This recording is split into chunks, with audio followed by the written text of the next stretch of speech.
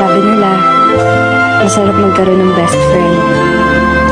May taong poprotekta sa'yo, may taong magpapasaya sa'yo, pero handa mo bang itaya ang pagkakaibigan para sa hinahangad mong pagmamahalan?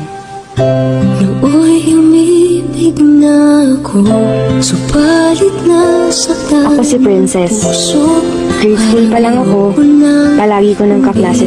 Magkaibigan kasi mga magulang namin, kaya kung nasan ako, nandun rin siya. Mapalungkot man o mapasaya, sa kulitan man o problema. Yan si Jano. ang taong lagi kong kakampi sa buhay.